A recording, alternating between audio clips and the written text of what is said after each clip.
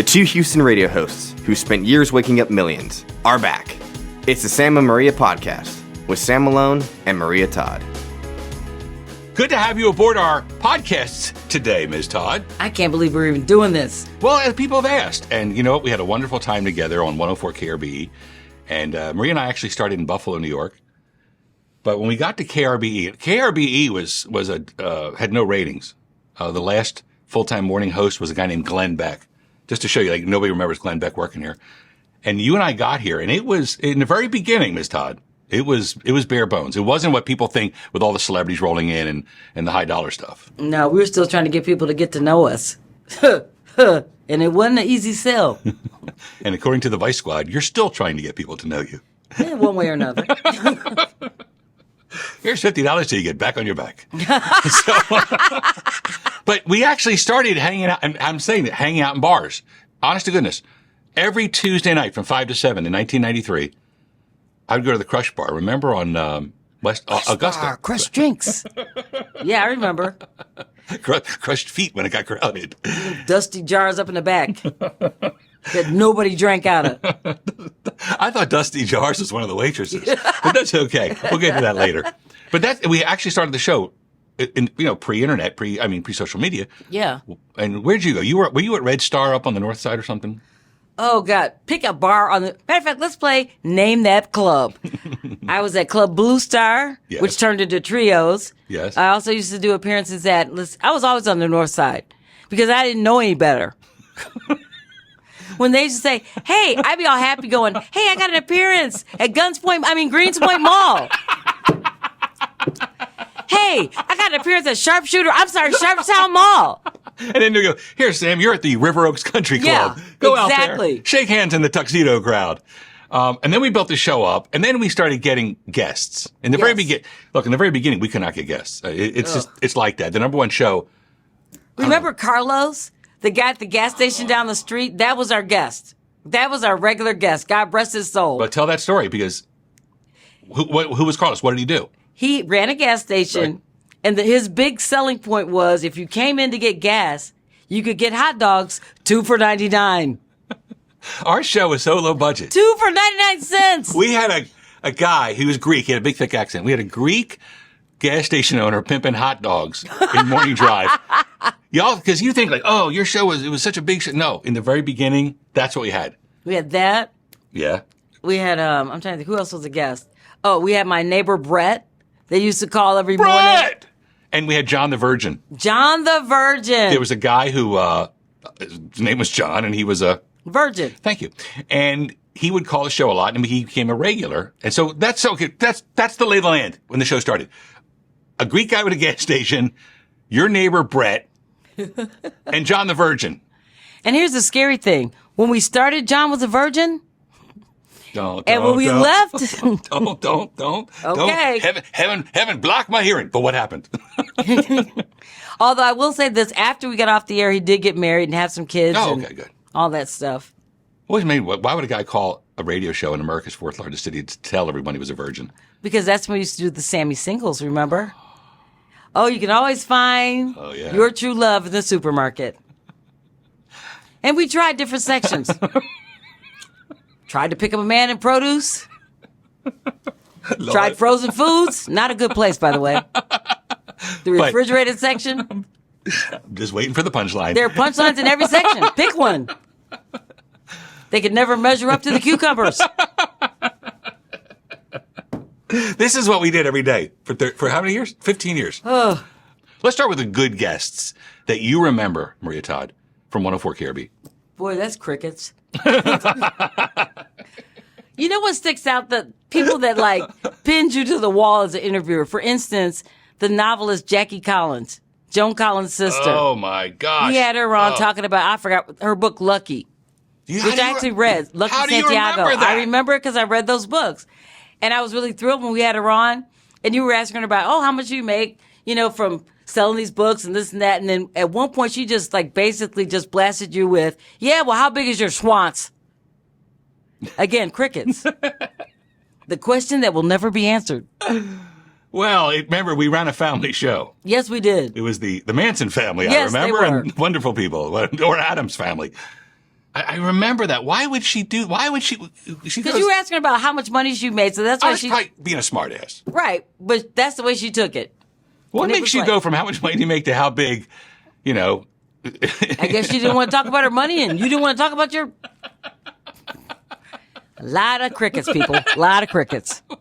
Well, nothing's changed. Right, boys? Right, boss?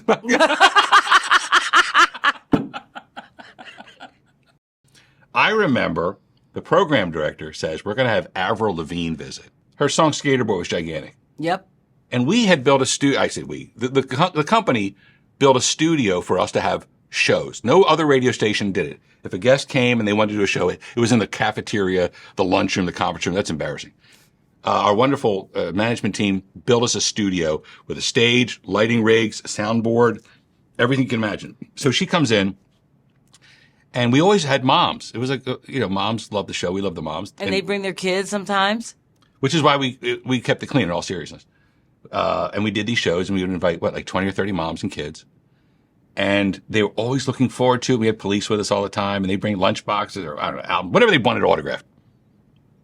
And Avril Lavigne comes in, and she was barely smiling. And we get to the time we're taking pictures, so everyone got a picture. Most of the time, Maria and I would stand on the outside. So you could cut us out. When you're going through your pictures, you're like, who are these people? You can just cut us right out. There's a pile of you on the left side and on the right side. And we would stand on the outside, and then it would be like the star and the mom and the daughter. So Maria's on one side, I'm on the other. There's Avril. She's crabby the entire time. But I'll always give you a couple. Listen, I'll give you a little leeway if you're crabby, because we're all times, you wake up and you don't feel like being there. But she literally said, I remember this, she goes to the record rep.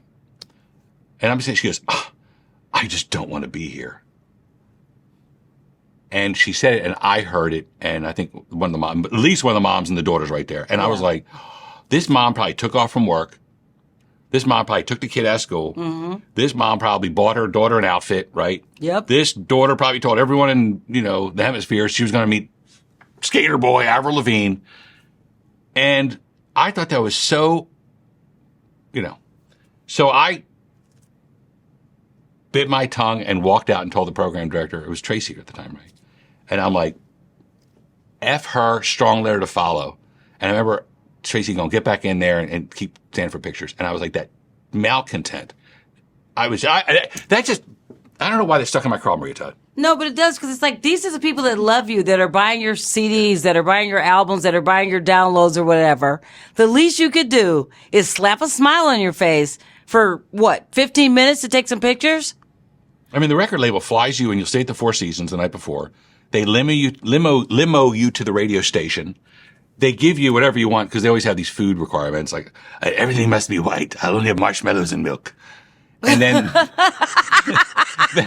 it's the riders, right? Yep. Then they limo you back to the Four Seasons to get your gear. Sometimes you get your hair done and makeup done. You didn't always fly commercial. You flew private sometimes. You got a good thing going on. And I thought that crabby little pain in the butt. And I that stuck with me forever. Look, how many mornings did you come in? You didn't want to work. Most. But but I gave him my 2 cents anyway. And I've got a jar of your 2 cents, and I still can't buy anything. But how many times did you come in? You didn't want to work, like right. For whatever reason, you don't feel good. You stayed up too late. You're still hungover. Well, some guy wouldn't leave your house. You had to kick his ass out physically. But I digress. He would have laughed if he had gotten the duct tape off his wrists.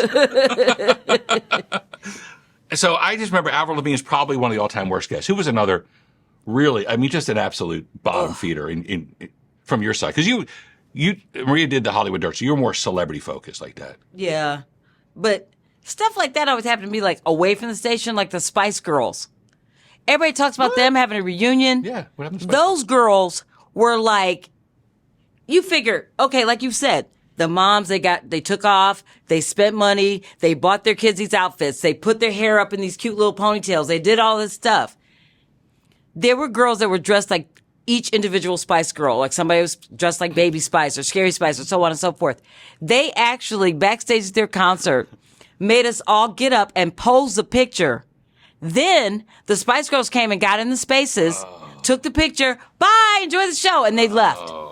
Now you figure some little girl's there with her little Baby Spice outfit on that her mom helped her pick out. And that's all you have for her? You can't even say, oh, honey, you look so cute. You look like me. Something. Nothing. That made me so mad. So, like, years later, I'm like, one day we're going to tell you what we want, what we really want. I'm sorry. One more time. Could you do that again with it? One day we're going to tell you what we want, what we really, really want. And there's not going to be any zig-a-zig-ah either. By the way, Zig-a-Zig-Guy was one of the best third basemen the Pirates ever had in the 70s. You can ask that to that guy Berman at ESPN. Now, who were celebs that you met? Because Marie would do, you did the Grammys, Yeah. the Oscars, and you would travel. Yep. Once again, there's poor Marie walking through the airport with all these suitcases. I'm sitting there being fanned by palm fronds. Yeah. Yeah. I remember going and meeting, let's see, my mom laughed at me because I got to interview Tom Cruise once before I got to meet him.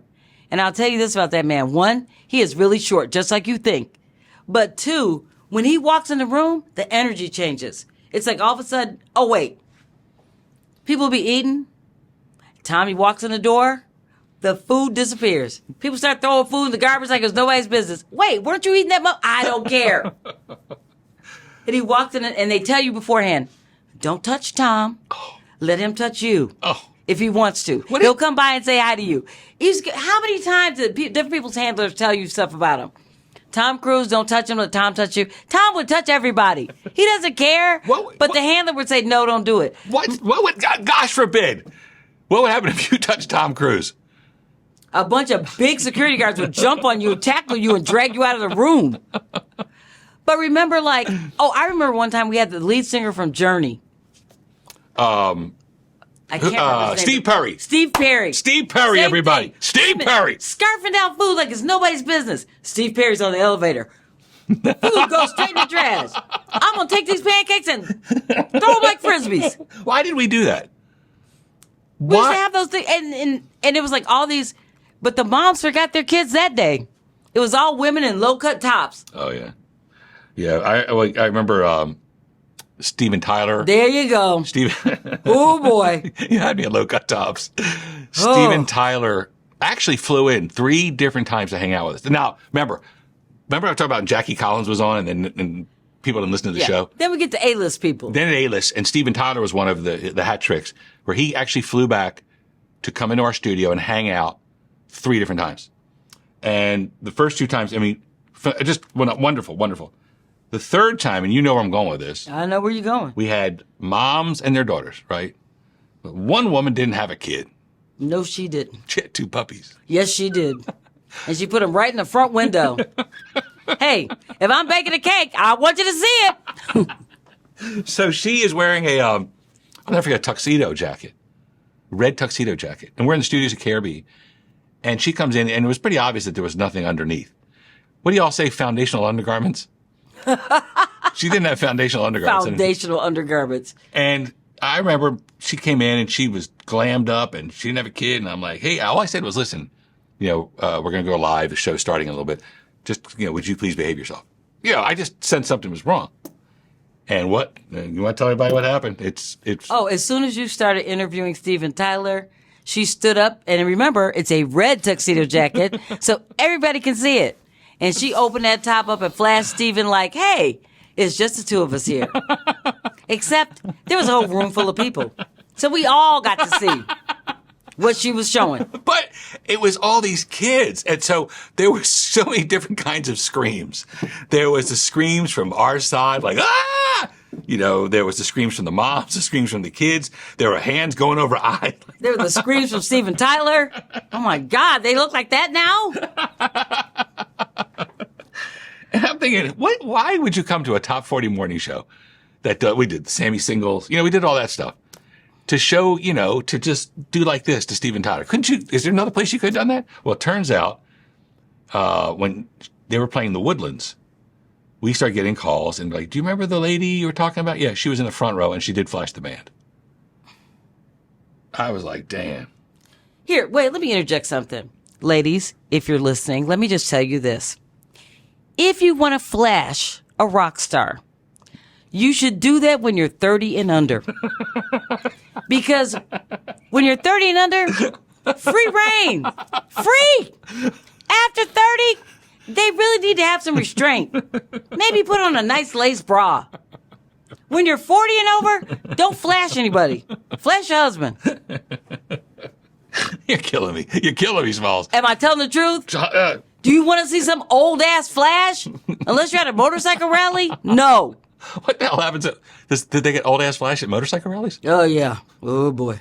Did they tell you to stop? Let me put it this way. They have to put a tray by your knees so you have a soft landing.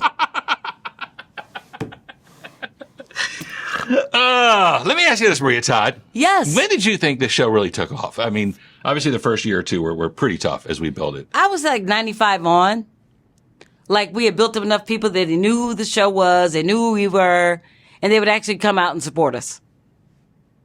Yeah, I remember going down to Galveston for Mardi Gras, and we would fill up the, the Galveston Theater, whatever it's called down there on the Strand. Oh, yeah. There was a guy with the Viking horn.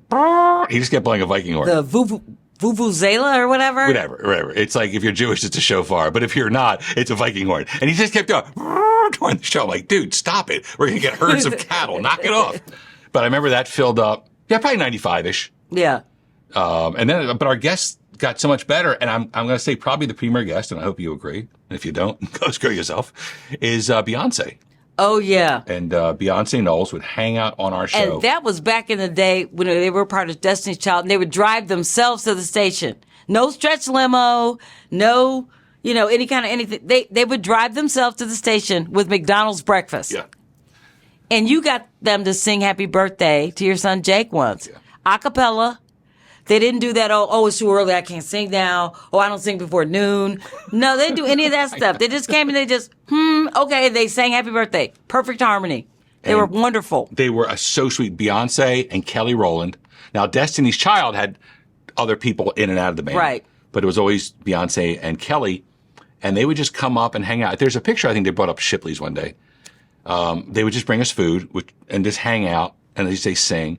And then our show was over. We had them for our concerts and we would go up on stage and just introduce and bring them up on, what was it, Jingle Jam or something like that? Mm-hmm.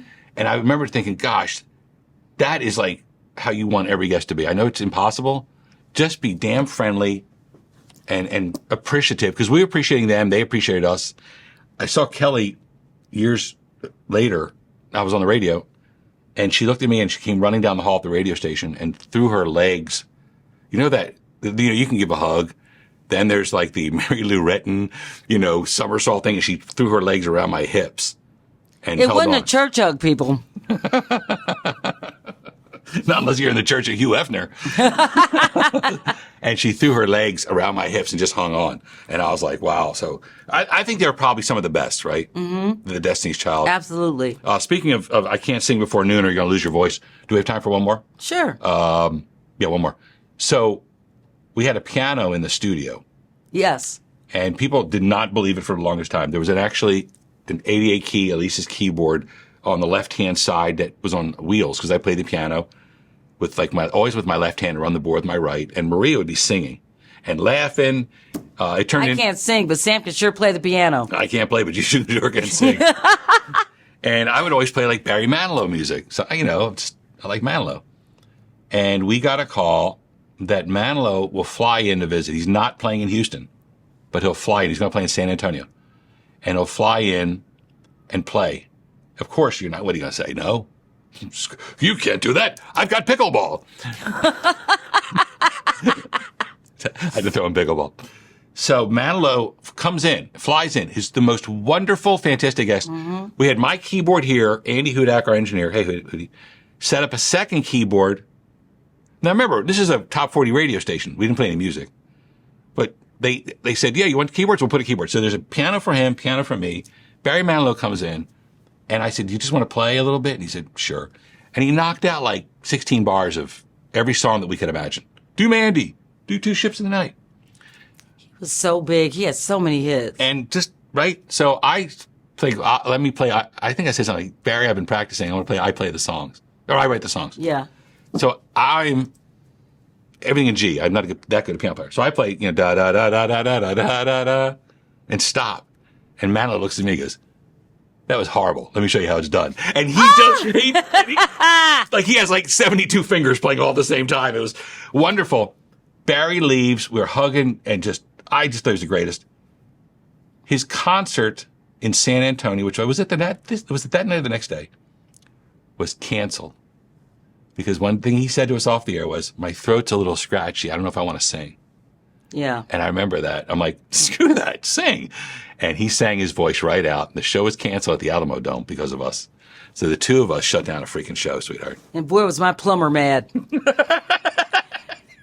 He had tickets. All right, they're giving us the sign to wrap it up. Wrap it up. Did you enjoy your first? Yeah, I'm looking at the time here. Chris is our producer. So, did you enjoy your first time doing the podcast? That'll be you, Maria. Did you enjoy it? I enjoyed it? Oh, okay. I'm sorry. I was going to say, if you did, you don't have to tell anybody. You can watch in the privacy of your own home. Just like those other movies you watch. When your wife thinks you're shopping. No, I enjoyed the first time. It was wonderful. Well, I loved having you here. Let's do it again. Thank you for your support. Thank you for downloading it.